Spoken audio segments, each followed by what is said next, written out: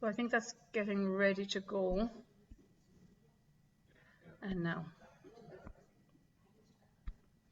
Okay. So hopefully now everyone can see me and you can see the screen and we'll get cracking. So I also hope this is not going to be too long a presentation, but you know, we're here, welcome everyone to the Irish American Heritage Museum to continue our Centenary series, the 100th anniversary of the War of Independence. And of course, as you know, 1921, there's very little left actually in the war itself because they declare a truce in July. So May is kind of one of the hottest, in one way, months. A lot of violence. We've talked before about the reprisal campaign, you know, by the Black and Tans and the auxiliaries. And so like I do every month, I'm only choosing 3 or 4 to kind of go into detail about, and then we'll look at the business of the Dáil. Because I think that was the other half of this War of Independence, was not just, you know, a fight that they're, a violent fight that they're waging like this war, but they are actually making strides diplomatically, internationally. So it did seem by May of 1921 that all bets were off in the escalating violence that occurred on both sides. The situation was hot enough that there was significant international attention being paid to the island. The Department of Foreign Affairs has successfully established offices in a number of countries. We've looked in the past at South Africa and even Germany, you know, the correspondence going back and forth, of course, America. And so the plan was that they would do business as if the state was, you know, legitimate and recognized. And this was actually making a little headway internationally. They have a very successful PR campaign too with the Irish Bulletin and a couple of other kind of well-placed spots in the papers. And the violence was so well reported even by British newspapers that there was kind of no hiding the atrocities anymore. And this generates negative PR for Britain. So, of course, the biggest thing too that happens this month is the elections, which fulfilled the terms of the 1920 Government of Ireland Act, and which naturally cements partition of the country for the next 100 years. So, God, I forget how to work my thing here. On the 4th of May, 9 RIC men, or Royal Irish Constabulary men, were effectively lured to the Bog Road, just outside Rathmore, kind of near Killarney in County Kerry, where an IRA party led by Humphrey Murphy, Andy Cooney, Manus Moynihan and Sean Moylan, as well as some of the North Cork flying column, and we've met them before in some of these on the border campaigns. They ambushed some of the RIC. They managed to kill 5 officers, 3 others later died of their wounds, and the IRA party were successful in getting the arms and ammunition. The RIC described the ambush as a particularly brutal crime because, cynically, the body of a murdered informer, Thomas Sullivan, who appears to have maybe been an itinerant, had been used as bait to get the RIC to visit the scene. And so, you know, this man had been executed a day or 2 earlier, his body laid out on the road, and the RIC stopped to investigate. 1 constable managed to escape, but technically the Bog Road ambush was one of the most successful ambushes in the entire time in Kerry. But of course, the next day, 5 houses and a creamery were burned in reprisal by the British forces. This is an interesting aside, this one with the tank. I don't go into detail here, but we had been saying, you know, Dublin was very much escalating in terms of the flying columns and these little, you know, hot raiding parties. But Paddy Daly and Emmet Dalton disguised themselves one day as British officers, managed to kill 2 soldiers and captured an armoured car. And I'm just showing you this one because on the side of the tank, they've written "Up Sinn Féin." And so they tried to rescue Sean McOwen, who we met a couple of months ago from Mountjoy Jail, but they actually had to kind of shoot their way out of the prison before they were caught. So Mayo then started to see a number of attacks by the IRA throughout May, the month of May. There had been a few earlier ones, but one of the bigger ones I'll just tell you was about on the 19th of May, the West Mayo flying column under a guy called Michael Kilroy, and there he is, attacked a Black and Tan convoy at Columina, which was on the road between Westport and Newport.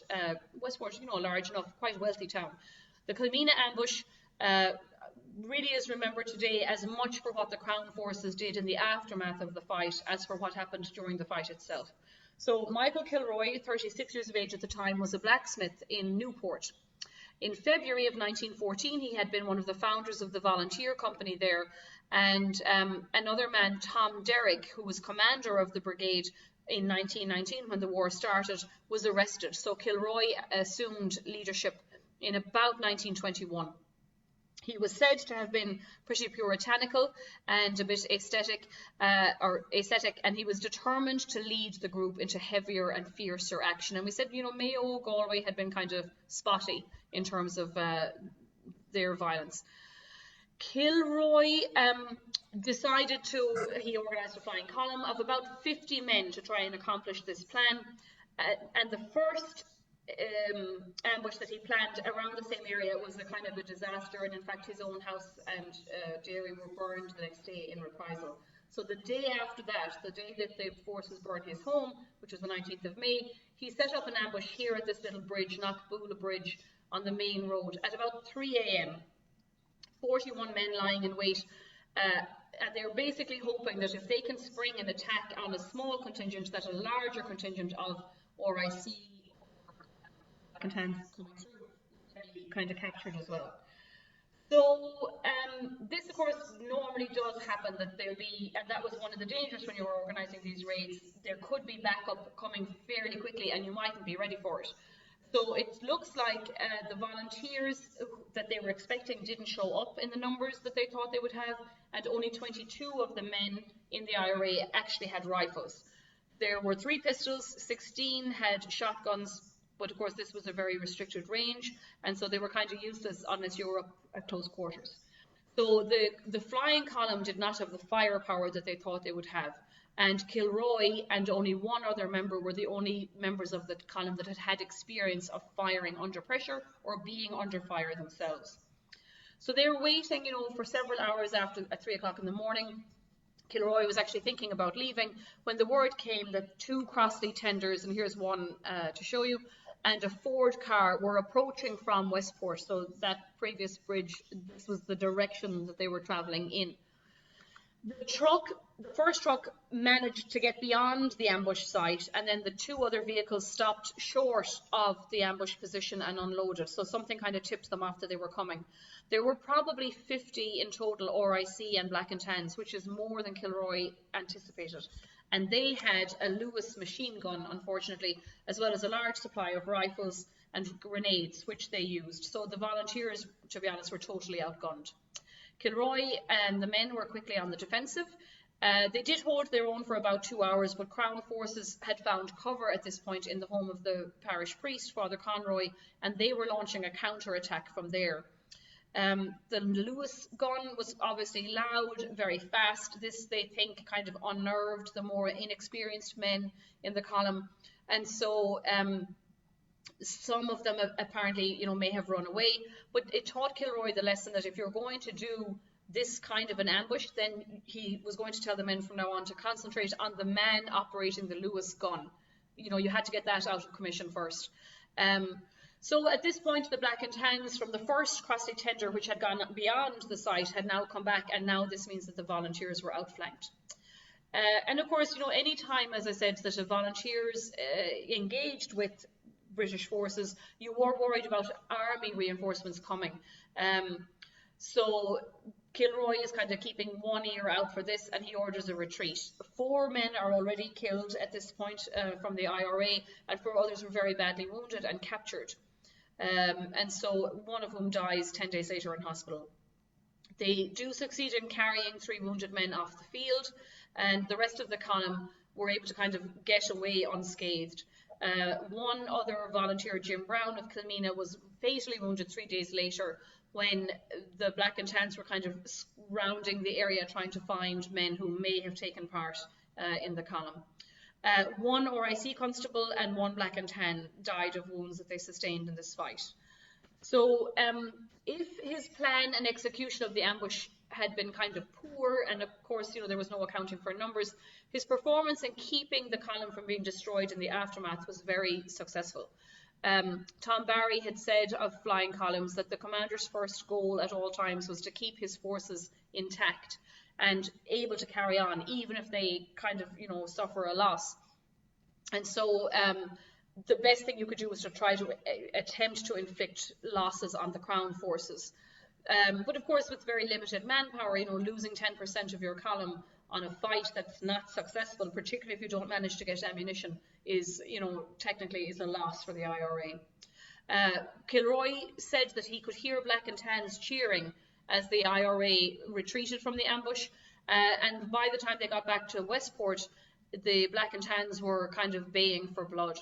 So in fact, they tossed the bodies of the dead and wounded IRA men on the street in front of the barracks in the town of Westport.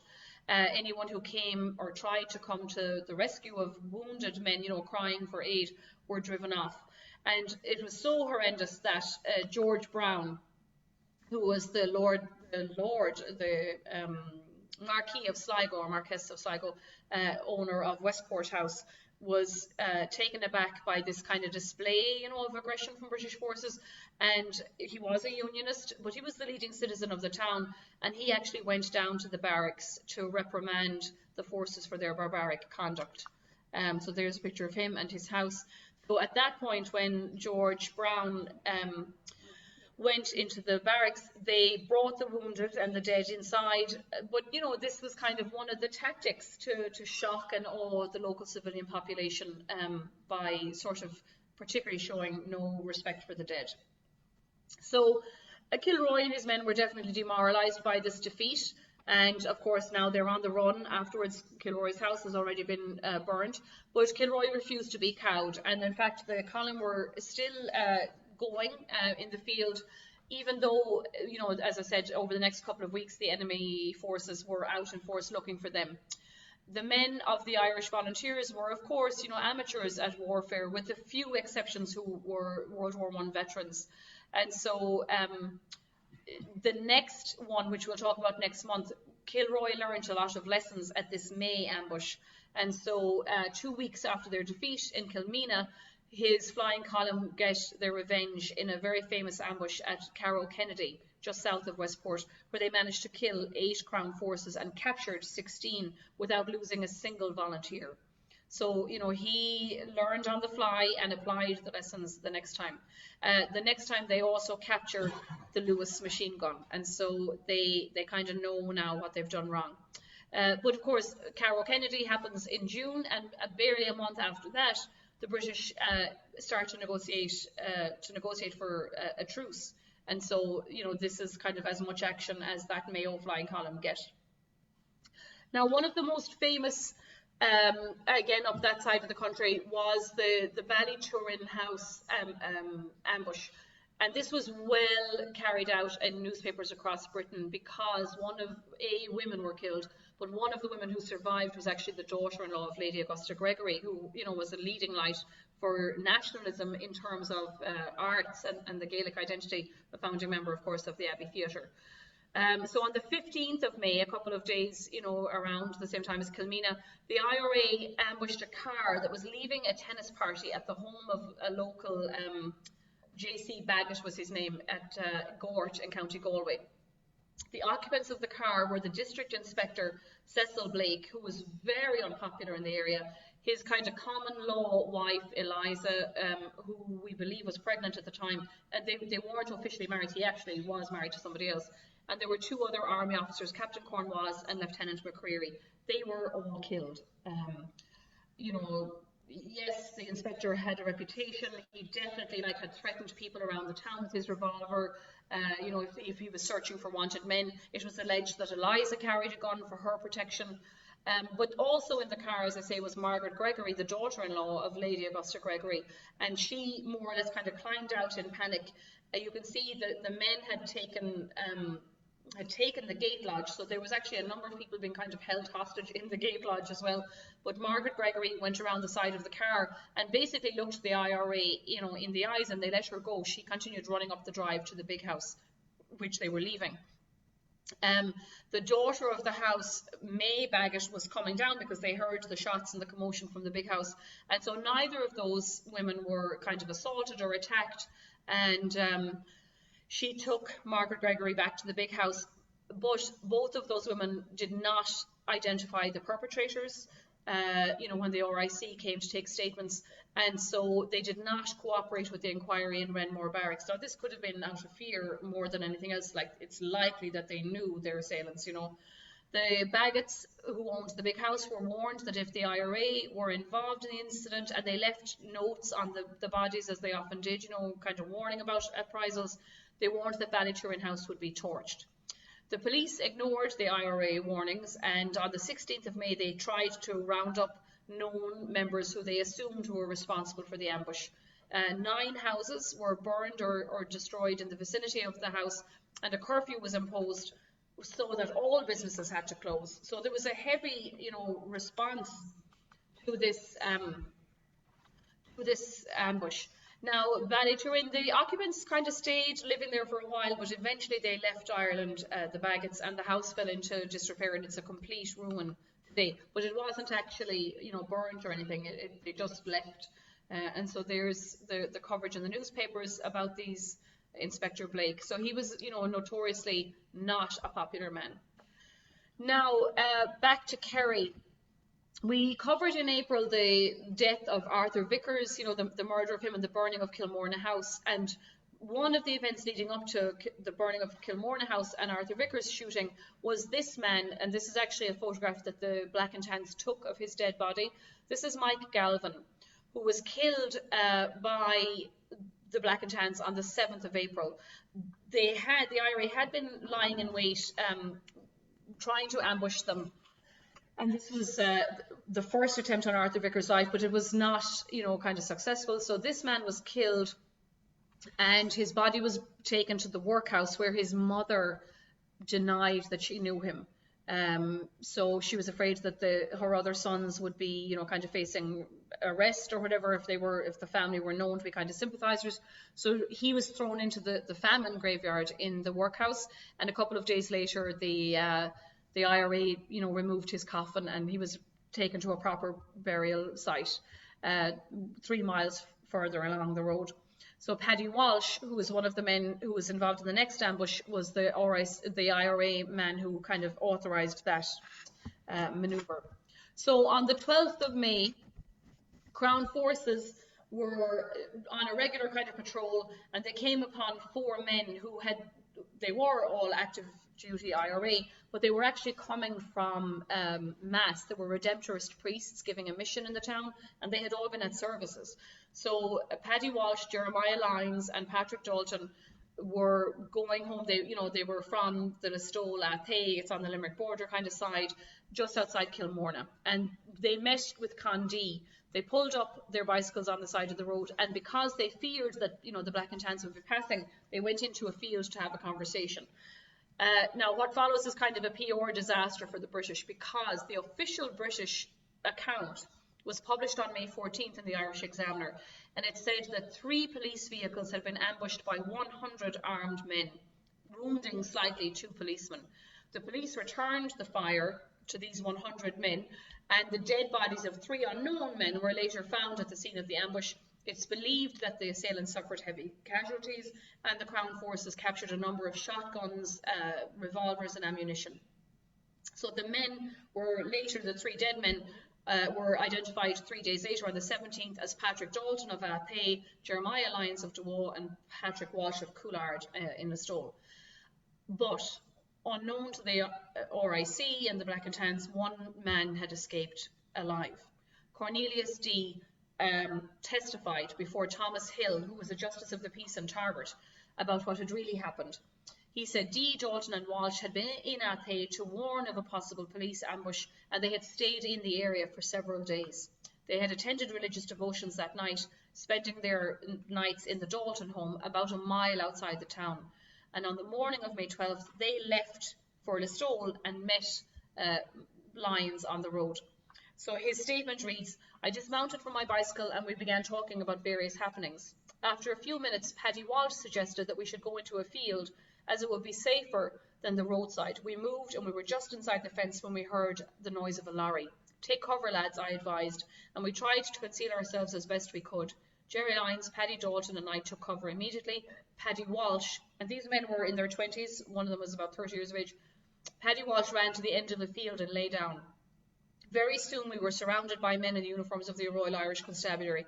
"We're done, Connie," said Paddy Dalton. "Come out, lads," I said, with our hands up. The police, correctly believing that they had captured IRA men, called them murderers, searched them for weapons, stripped them and beat them.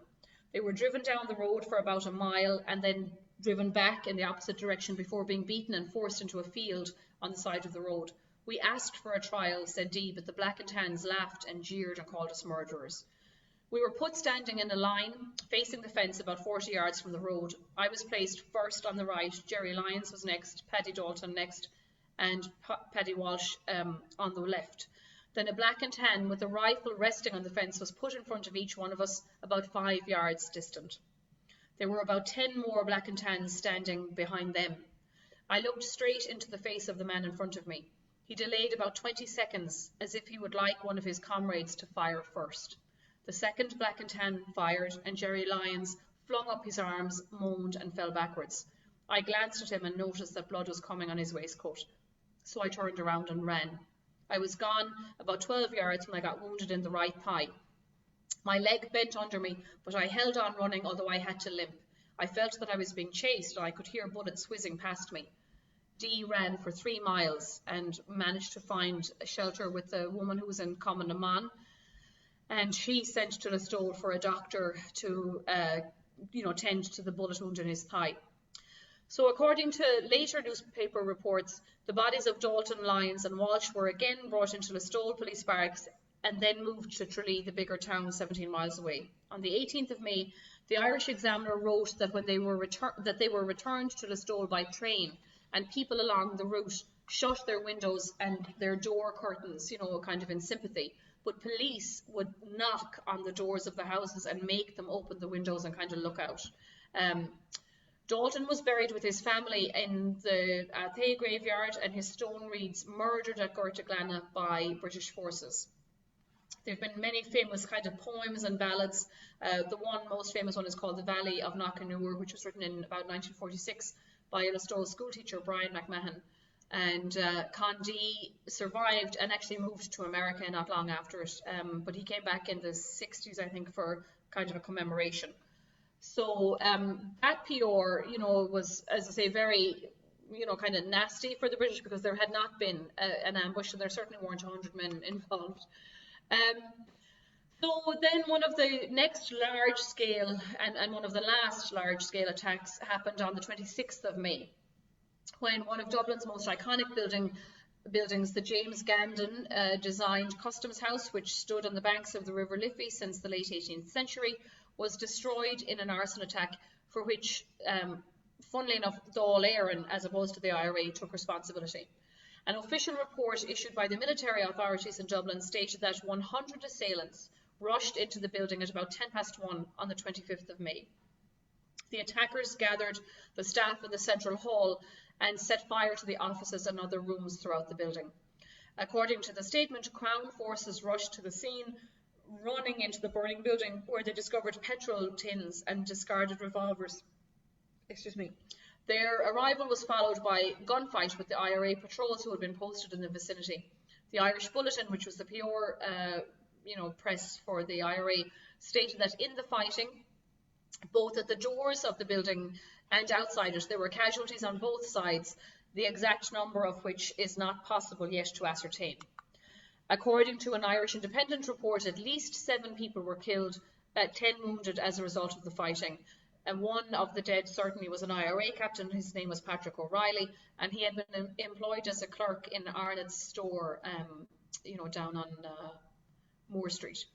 The other 6 who were either killed at the scene or died later from their injuries were Daniel Head, Edward Dorrance, Sean Doyle, Stephen O'Reilly, who may have been Patrick's brother, Mahon Lawless, who was a government clerk, and Francis Davis, who was a custom house caretaker, as well as James Connolly, no relation to the other James Connolly, who was a labourer.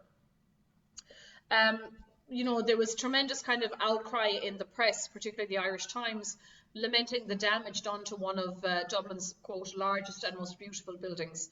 And they expressed doubt that even the framework of the building could be saved. I'm showing you pictures here.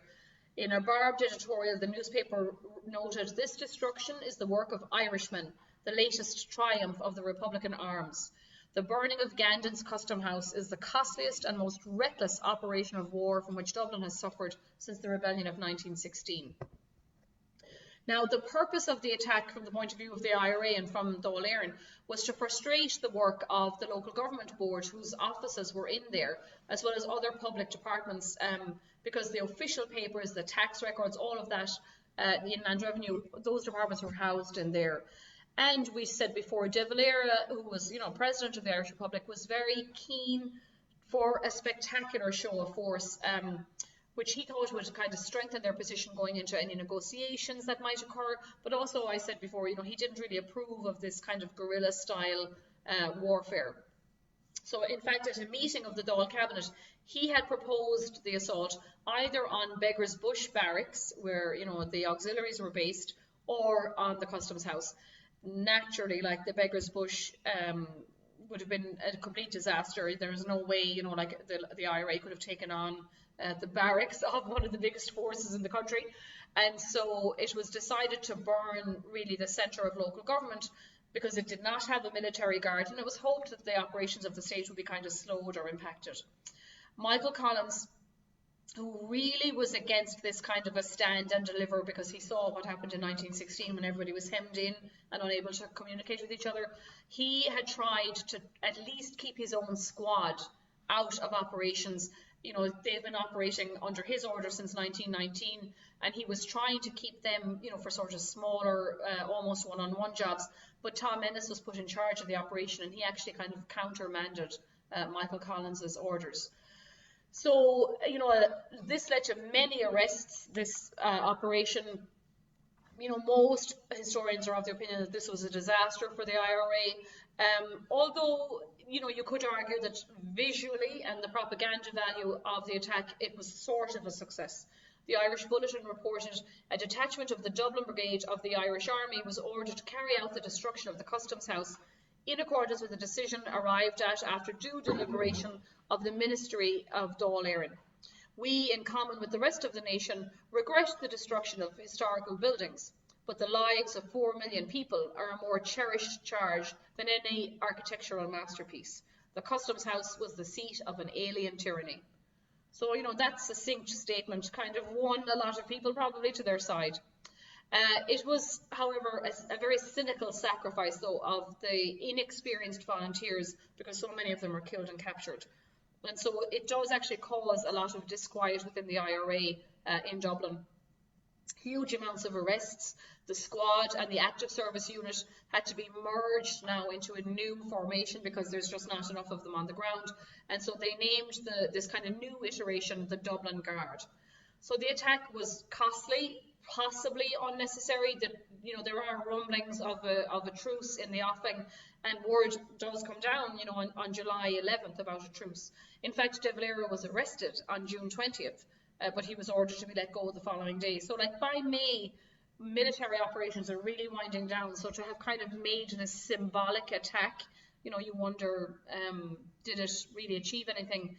To be honest, So there's a few more pictures from the London Illustrated News, and you can see the staff walking out of the building with their hands up because they're being literally, like the RIC and the Black and Tans were able to pick out people that they knew so that they wouldn't be arrested as they kind of filed out in single file.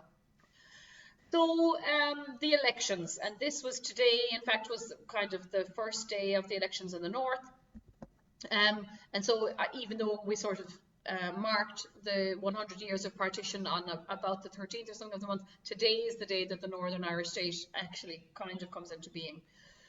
So violence was widespread across the island, by this point, and even up in the north, there was violence on both sides, but there was reports of intimidation and attacks on Catholics as they went to cast their ballots on this day 100 years ago.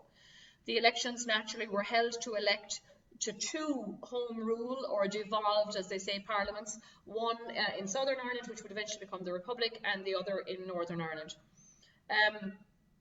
So it was kind of a mismatch of an election. People stood for election to both parliaments, and in fact 5 candidates were successful on both sides of the border.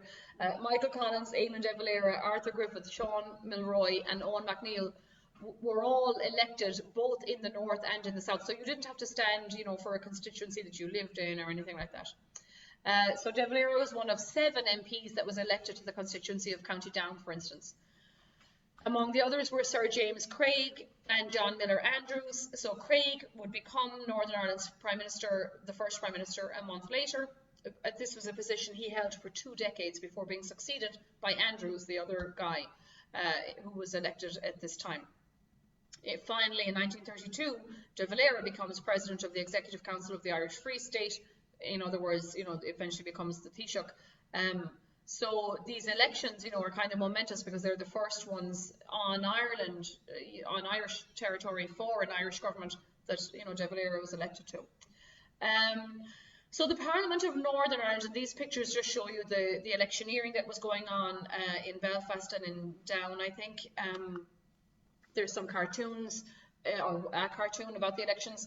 But these, the Parliament met in Northern Ireland 2 weeks after the election, and of course existed for 51 years before it was abolished by Westminster because of the spiralling violence at the start of the Troubles. There were 128 seats which were uncontested in the south. 124 of those seats were Sinn Féin, so there wasn't even polling because they weren't contested. And the 4 remaining seats in Dublin, the University of Dublin, were returned Unionists. And that had been the pattern in the 1918 election too. So in the south, it was kind of problematic because if the government did not form, then the British government, under the terms of the 1920 Government of Ireland Act, were allowed basically to dissolve the government and rule it as a colony. So, funnily enough, the 4 MPs, the Unionist MPs who were elected in Dublin, met to form a government in June. They elected a speaker, and then they adjourned the House, and they never met formally again.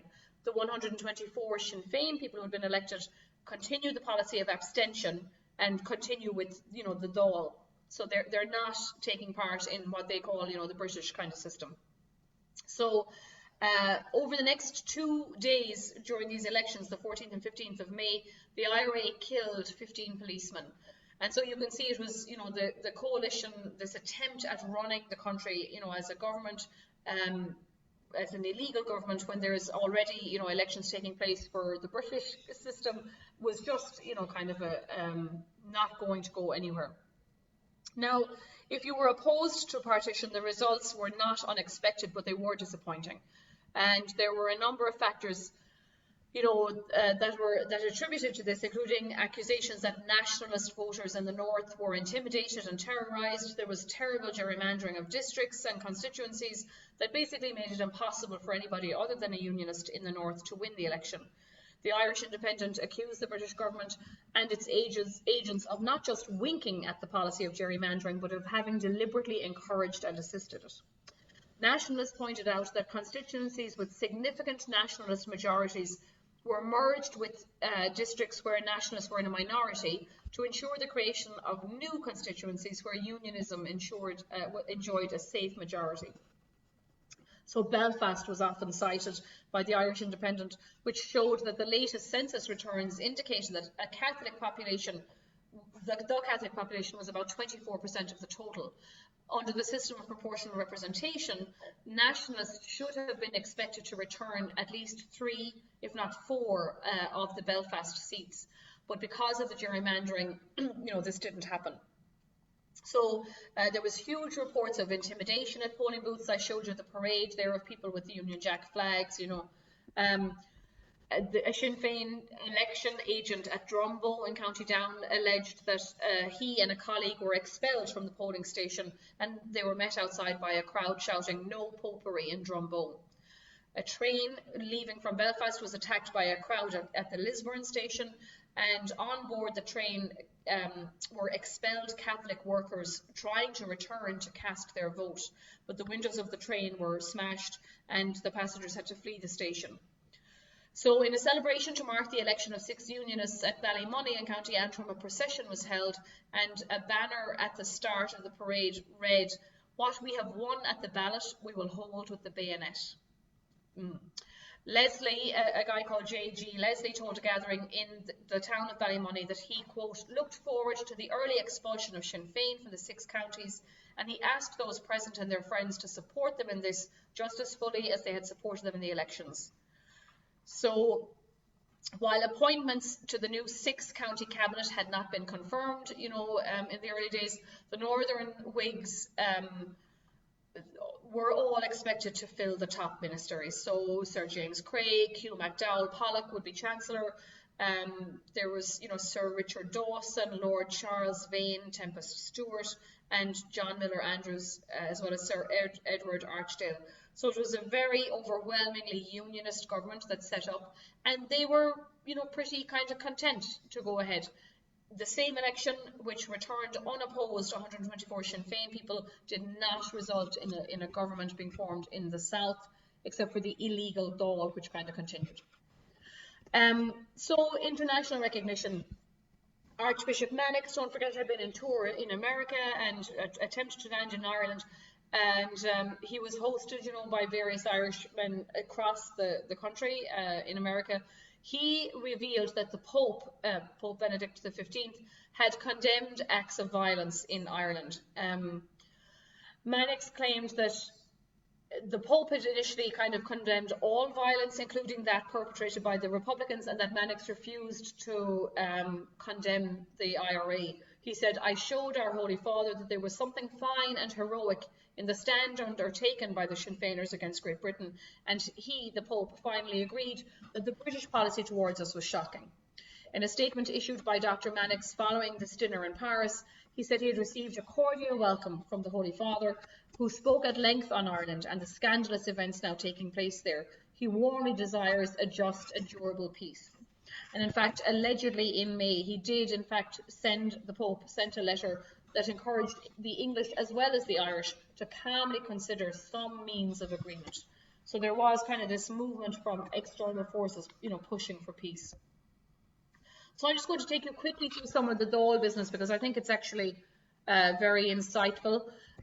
One of the things is the Department of Publicity issued a report detailing kind of what they had done between March and May.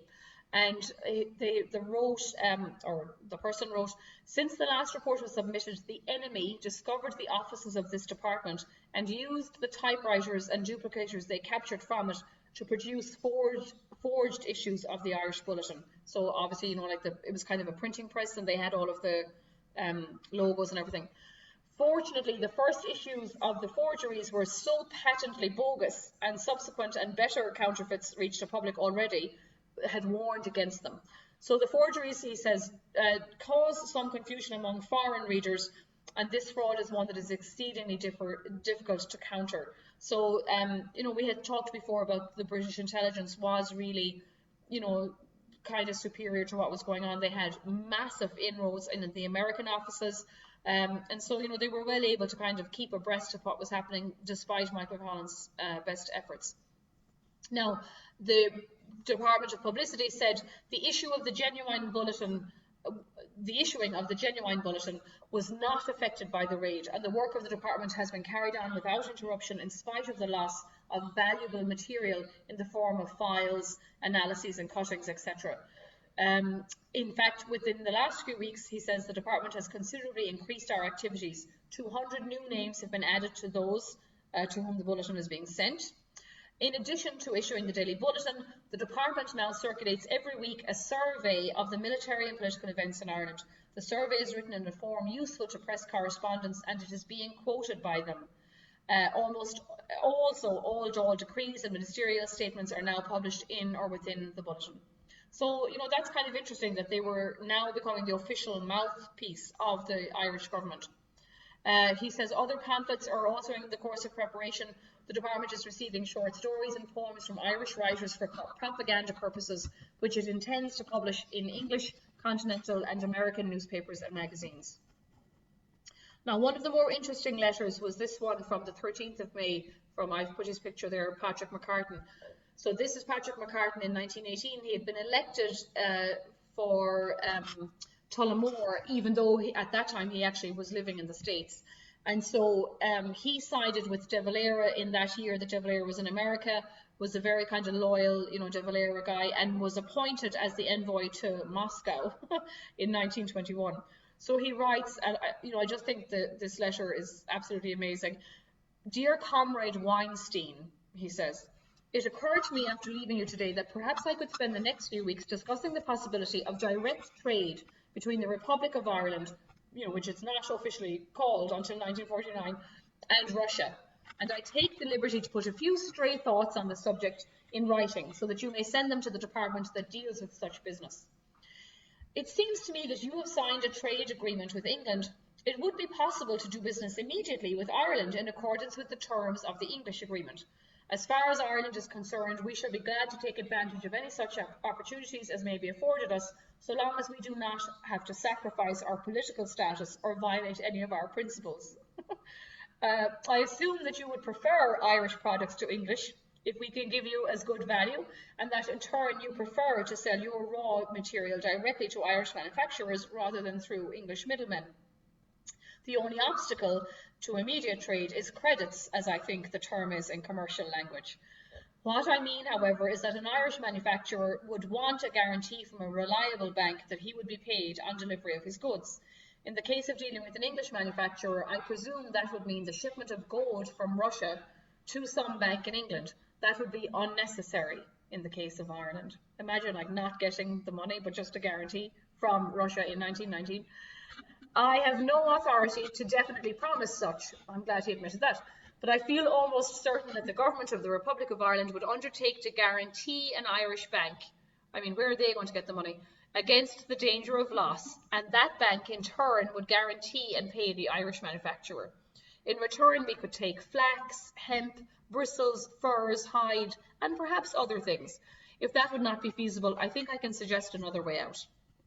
Of course, I need not tell you our government has not unlimited resources, and that therefore an exchange in some form would be necessary.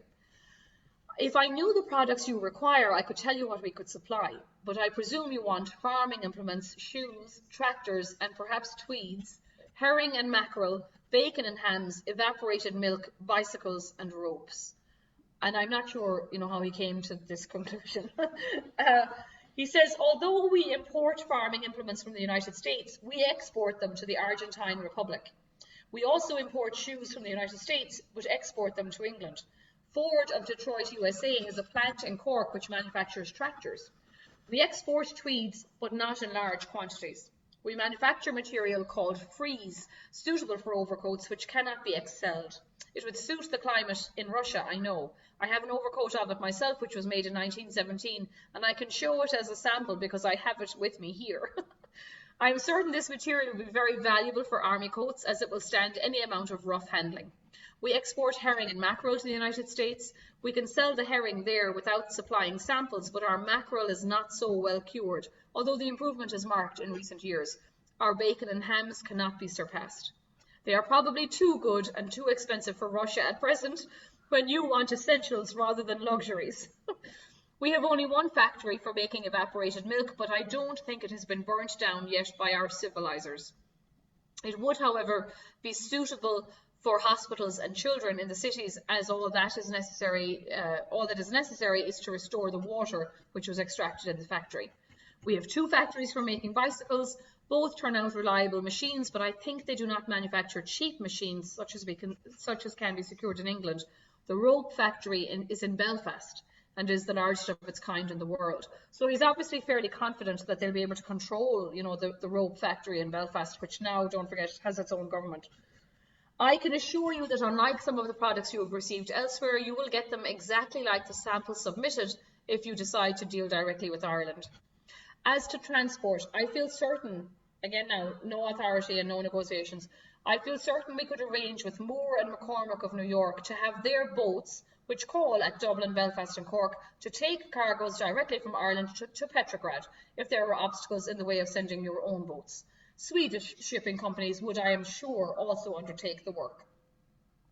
As the result of the presence of an Irish consul in New York, we have established direct trade with the United States, and as a consequence, our commerce with America is steadily increasing. There is no reason why the same might not take place in the case of Russia.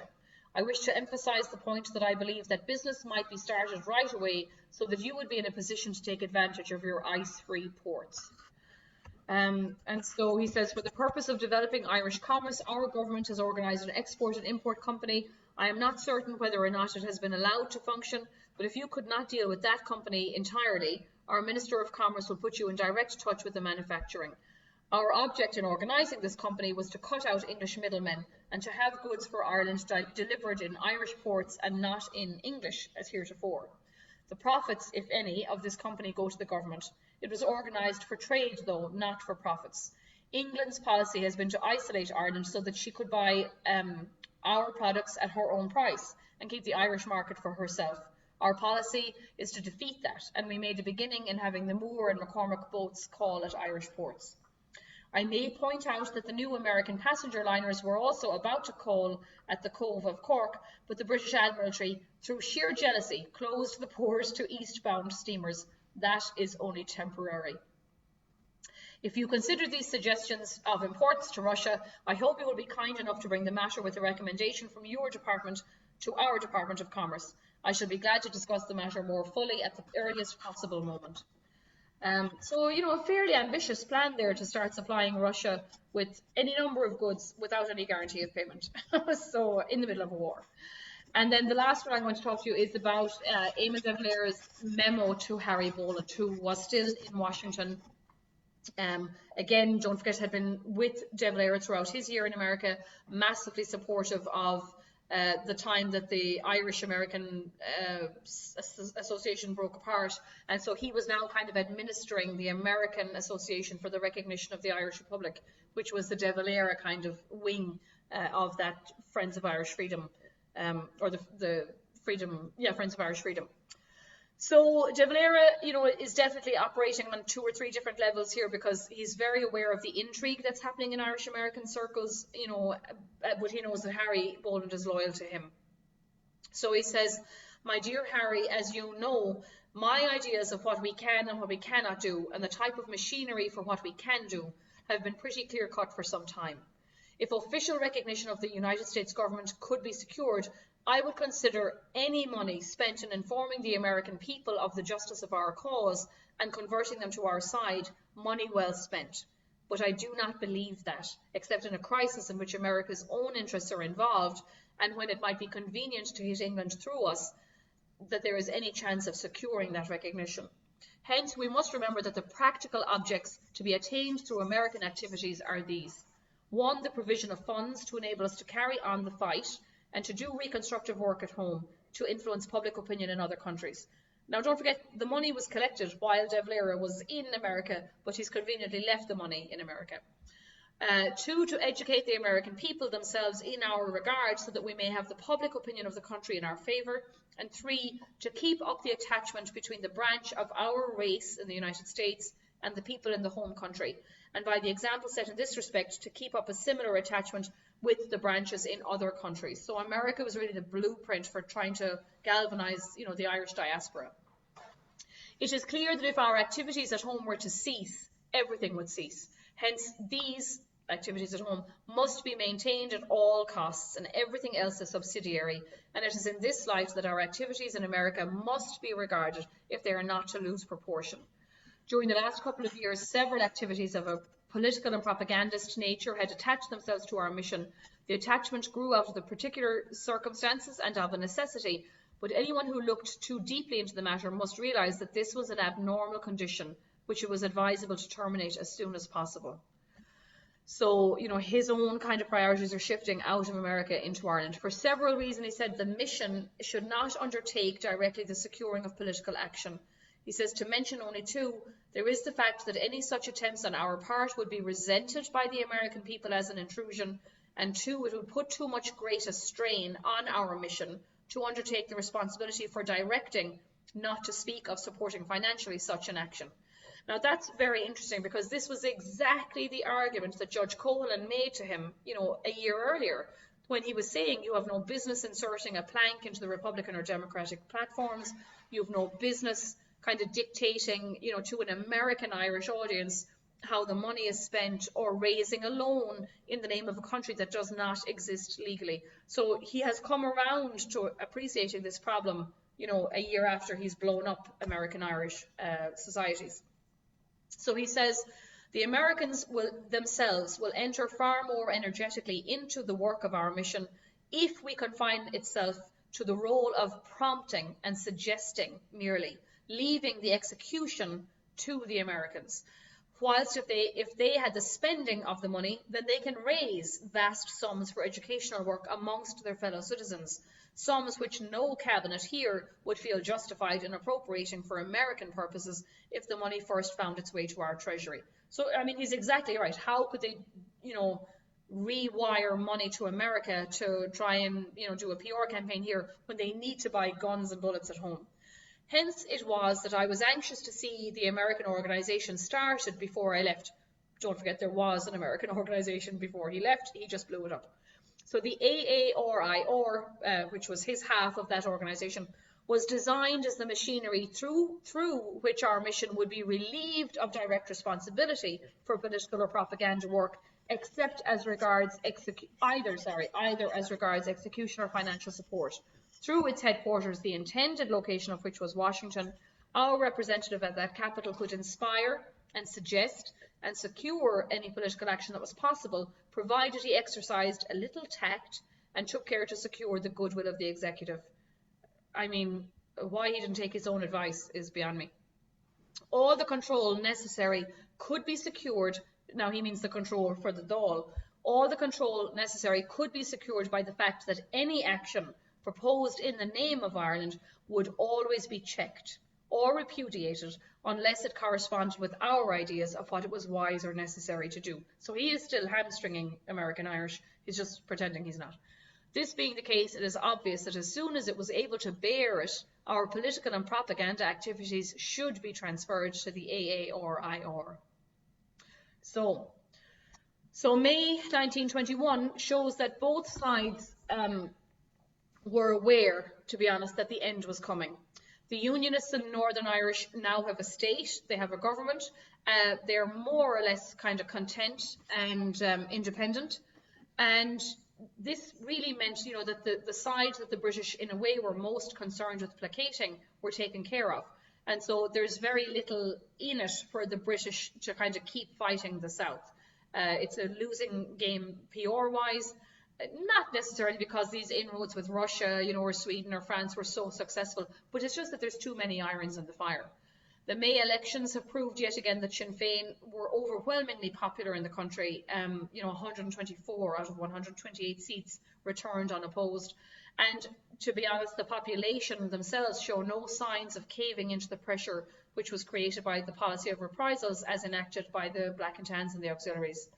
The British government knew that any attempt to continue to rule Ireland as a crown colony, even though they had not taken their seats with the provision of that 1920 Government of Ireland Act, would cause, you know, another upsurge of violence as well as negative publicity around the world. So Britain are becoming accepting of the fact that their Irish policy was essentially failing, and there's an understanding that their options are becoming increasingly narrow. Unless an incisive military victory could be won, then diplomacy of some sort would have to be tried. And so June is sort of the last month of large-scale violence, and we'll deal with that next month. So that's the end of the lecture. If anyone has any questions or comments, we can look at them. I'm just going to open Facebook to see if there's anyone on there. And if people in the audience have questions, thank you. I'll repeat those because sometimes you can't hear them on Facebook. So do you guys have questions or comments?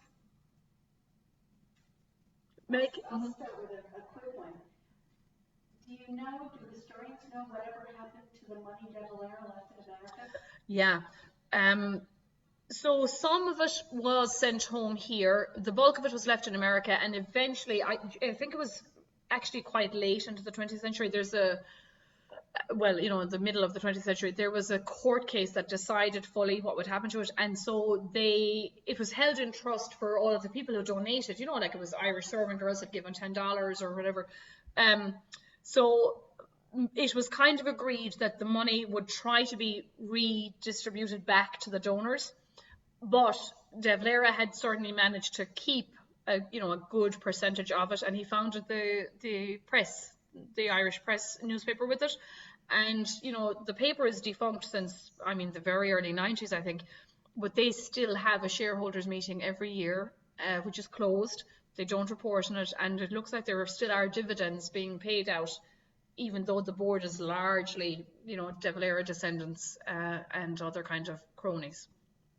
So some of the money was given back or held here by American Irish, institutions, but it did not find its way, certainly to Michael Collins as Minister for Finance or Cathal Brugha as Minister for Defence. So that's a kind of a lingering, sort of scandal of his time.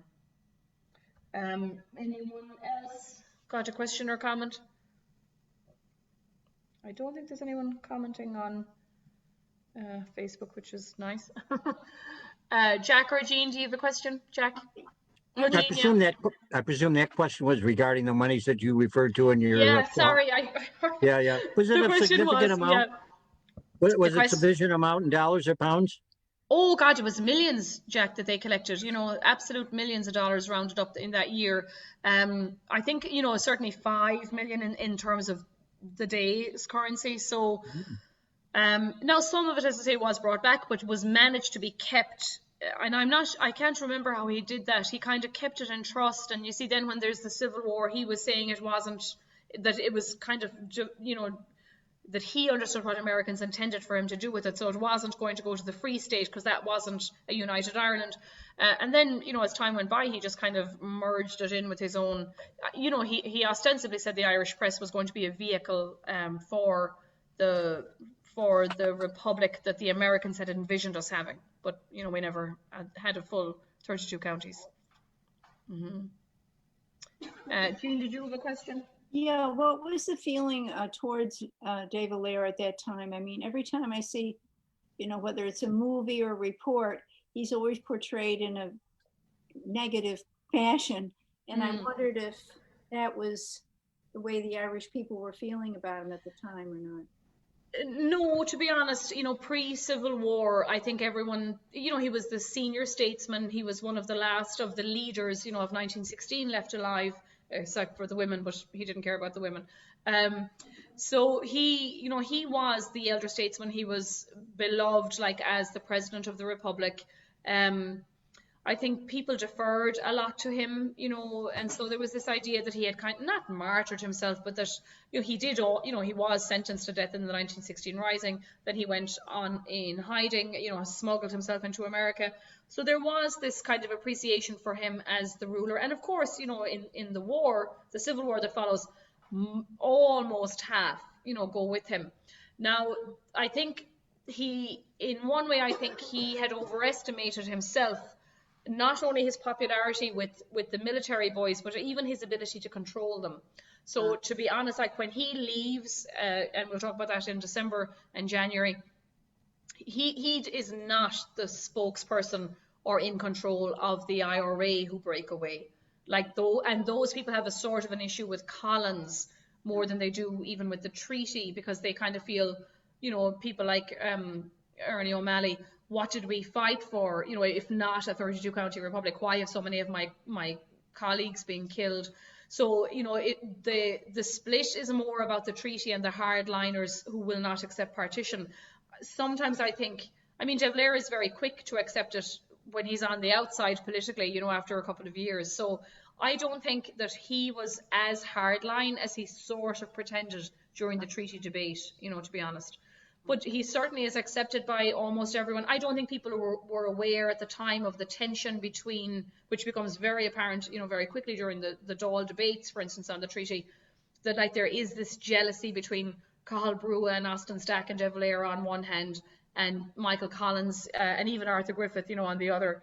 And so it's no one knew that fight was brewing while they were all at war. And so people accepted on questioning that he was the chief, at the time. And he said himself that his legacy would be you know, that he would be judged unfavorably by history in comparison to Michael Collins. So I didn't buy that, but that's Michael Collins behind me in the office. that was here when I came here. But yeah, I mean, it's hard to stay objective a little bit, to be honest, you know. Yes. Mm-hmm. But yeah, he's riding high. He is very, very popular.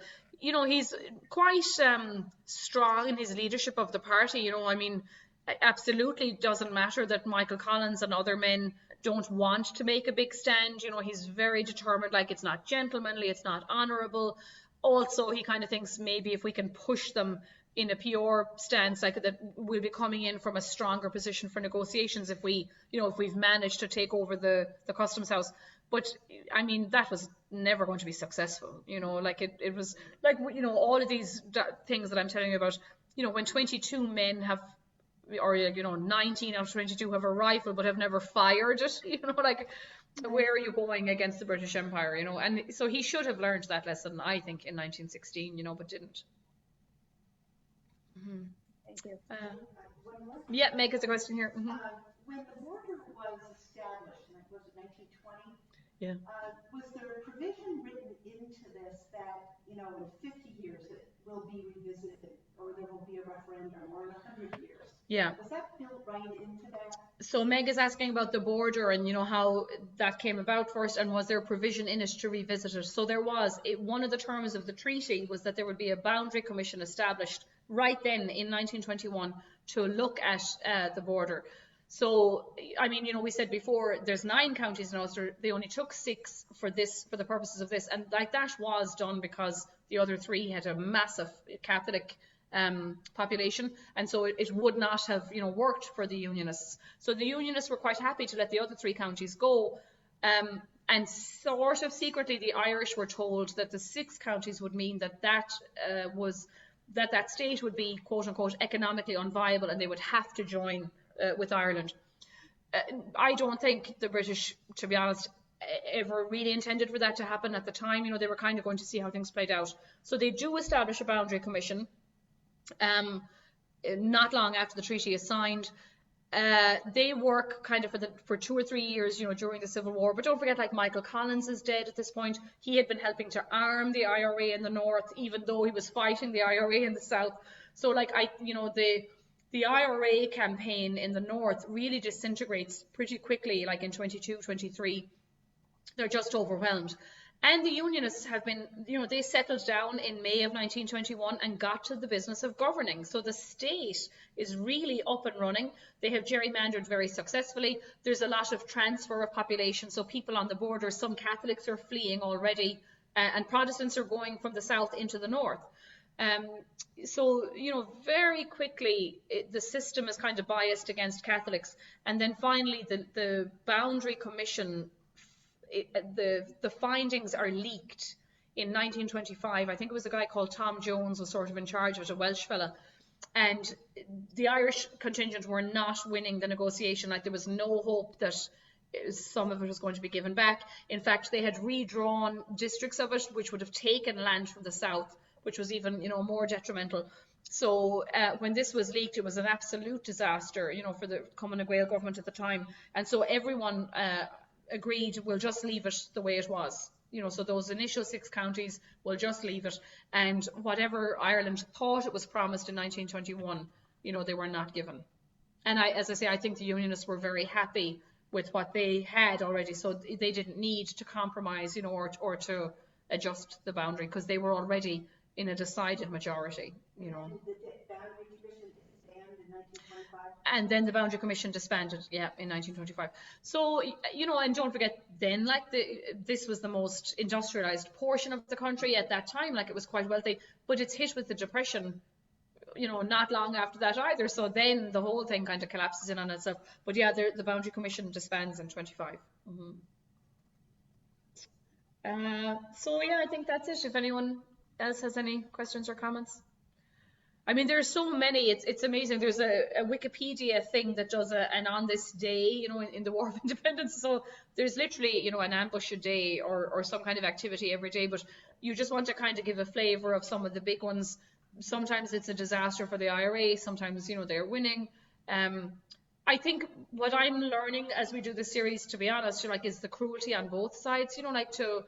They're killing who they deem to be informers or spies. The IRA, have no compunction killing women. This man, this that we met today, was like a 70-year-old itinerant man who may or may not have been an informer. And even if he was going in and out to the barracks to say, like, I saw 2 men running across the fields, did he actually have access to any information? Like, probably not. And so that's, I think, has been very striking to me, because we've always, I grew up with hearing the terrible stories from the Black and Tans and what they did, and you kind of don't hear the other side of it, like that, the IRA, as I say, killed a pregnant woman in the back of a car, or, killed homeless people, so it's been very, the IRA were clear that they were at war, and so there was no kind of compunction about doing any of this, but it was a dirty war on both sides, is what I would say. Mm-hmm. What about your family in the Stonewall? Do they tell stories about some of the things you've been? Yeah, so Meg asked me about my family. So, that is a big Listowel story, that the Nakanoor one. So we grew up singing the song. There's another one called Shanna Golden, although I think that's an earlier war. But Nakanoor, my best friend's grandfather wrote the song in 1946, and we'll be talking about this on Wednesday too, like the idea of commemoration, and there were kind of flags and crosses and all that on the roads, all around. Kerry was particularly violent, so yeah, like, we had grown up hearing, again, only the Black and Tan side of the story. So, you heard about, there was a funeral where they raided the house and the body was laid out on a door, which was kind of balanced on 2 chairs, and they threw the door off the 2 chairs, meaning like the corpse fell to the floor. That story tonight too, about the man whose mother, the Galvin man, his mother didn't identify him because she was afraid for her sons. So, I heard that story growing up, that a tear rolled down her face, and the Black and Tan caught her, saw her crying, and he said, well, why are you crying, ma'am, if he's not your son? And she said, well, he's some mother's son, but it was her own. And then the other side of the story, that, now that the military bureau files are open and stuff, you can see, women who were local women who were accused of sleeping with soldiers, or were sometimes used to lure soldiers. So one of the ambushes that happened in May, like, a girl was supposed to meet, a soldier, and or a couple of girls, had been kind of asked to do that, and then they disappeared, and the men came out and, attacked the soldiers. So it's a lot more, I think, down and dirty kind of, in the local, we kind of heard the big brush strokes, of the tragedy, but not the ins and outs of it, Mm-hmm. So yeah, and of course the Civil War is super active at home in Kerry too. So, and that's where it, it just kind of devolves, because it's very clear in this war for Irish Catholics who the enemy is, but what happens in 10 months' time when you're fighting your colleague, and so it's, and I think it's going to be problematic for the country too next year, like when they start to mark all of these Civil War dates.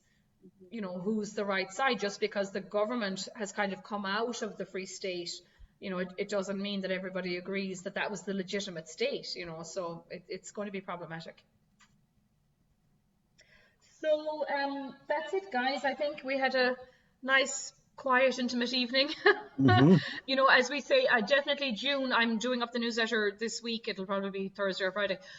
We'll probably do only one a week, because I think as the week, the evenings are getting brighter and finer, people want to be outside.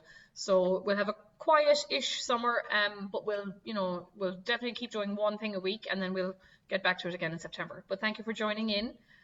And we're back on tomorrow. I'm speaking at the Irish Cultural Centre in Canton, Massachusetts, online. Wednesday we have Peter Maloney and myself talking about commemoration and memory, and then Thursday we have the Van Buren talk that we had to reschedule from last week. Right. And Jean, you had your hand up. Tell me.